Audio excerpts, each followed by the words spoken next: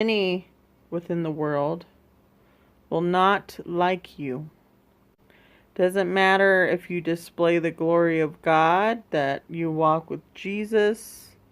People have their own pride and arrogance and judgments against you.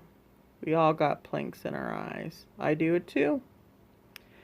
The world within that, though, is not forgiving. If it can pin something on you, then that's who you are. You are nothing more than the judgment they've placed on you. Now, when you're in Christ, we should be able to see past those judgments and have the perception of what He sees in that person. Now, the bigger concern is if you're not even attempting to see through His eyes what good qualities or what assets each person brings to the body, then you got to question your own heart and say, okay, well, why is it that my perception is to only judge rather than love?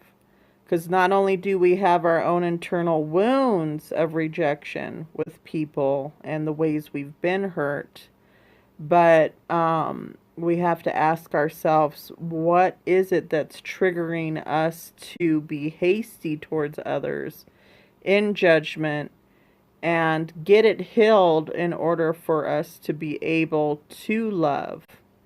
And it's only under His grace and ability to do so that we can do that in the fullness. It's because love conquers all.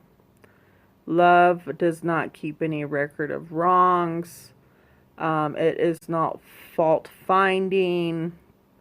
I've said it before, but the biggest deception is to place judgments and accusations against one another, because it deludes yourself in a place of pride that makes you unable to see that you're wrong.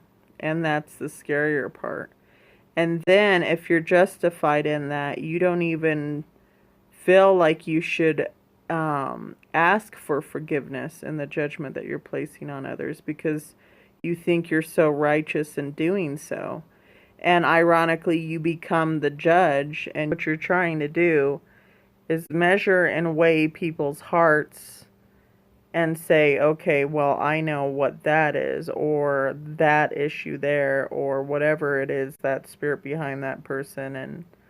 And you might think you're judging it righteously, but even if He gives you the discernment to see that there's something there, you have to learn to flip it in a way that you're interceding and praying for those people, instead of just staying in a place of like, well, I know it all, so let's just judge it instead of lift them up.